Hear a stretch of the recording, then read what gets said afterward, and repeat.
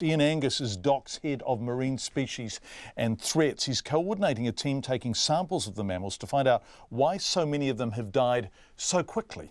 I asked Ian to explain the scale of what has happened. It's one of the more significant ones that we've had. We've had bigger strandings back in 1918. On the Chatham Islands, we had around 1,000 animals. In 1985, we had 450 around Great Barrier Island, and then we had in 1991 about 345 animals in Tasman. So certainly, yeah, this is one of the most significant strandings we've had. Gosh, so if I listen to what you were saying there, this is one of the sort of 4 biggest in the past century.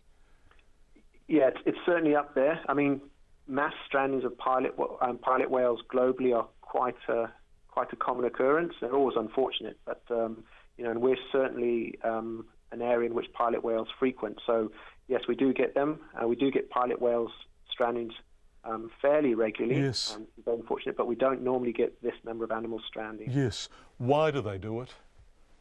It's one of those. It's sort of the million-dollar question. There's a lot of theories. It could be anything from a couple of ill animals that have swum. It could be they've had a fright. It could be them trying to escape predators, or it could just be because farewell spit is somewhere where we have a slowly rising sort of incline into beach. The animals just get lost, and before they know it, they find themselves in very shallow water. And because of the social bonds that they have between whales, they just follow the net one next to it, and before you know it, they're out of the depths and they're stranded, particularly the tide's going out. Farewells. Yeah, in very large numbers. So they're sticking together, which in this case is entirely problematic, right? They're following the leader.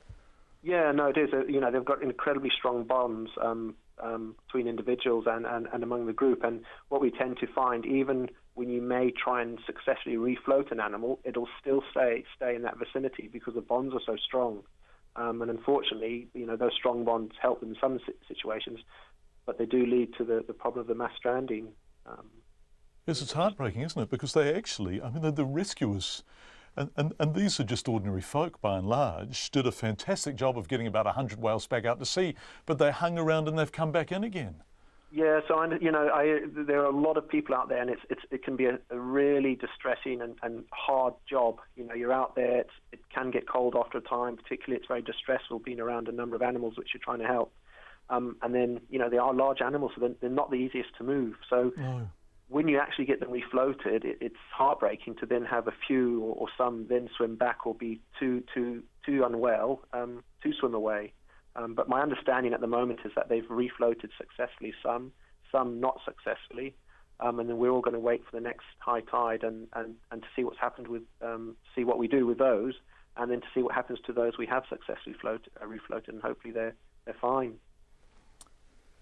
And in terms of the ones that have been lost, and there is a large number of whales that have died now, there is, and I know you're not glib or opportunistic about this, but it does present you with a research opportunity, doesn't it? Yes, it's one of those unfortunate circumstances that we have. We're caught in a quandary with marine mammals. We know a lot about many of them, but we don't know everything. And so, when an opportunity, let's call it, and I use that in the worst. I know what you mean. Yep.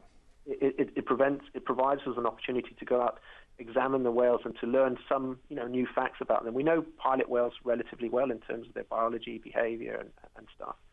But what we'll be seeking to do in this occasion is that we will work with some pathologists from Massey University and other university researchers, and we'll undertake what we call a necropsy on the whale, which basically is an assessment, and it can be both external and internal assessment about the general health and well-being of the whales.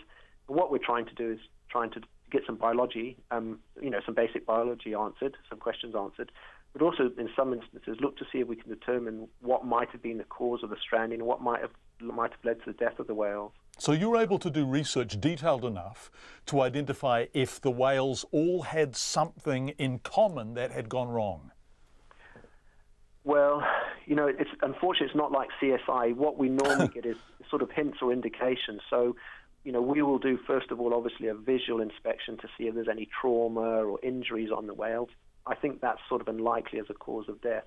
But then we'll also start to look at, through the necropsy, look at various organs to see if there might have been, an infection, something toxic in their systems, something, some other cause of the stranding, but also that led to the death of the whales. Because I think what's struck us as unusual about the stranding is, one, the number, but also we've had a large number of whales pass away or die very quickly, and that's fairly unusual. In my recollection, I can't recall that we've had so many whales pass away so quickly.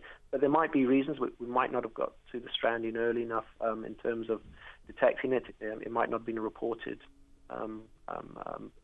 reported late, and so the time period between them stranding and these deaths might actually be longer than we'd previously thought. That's Ian Angus, DoC's Marine Species and Threats Manager, talking about this extraordinary stranding down at Farewell Spit, or up in Farewell Spit if you live elsewhere in the South Island.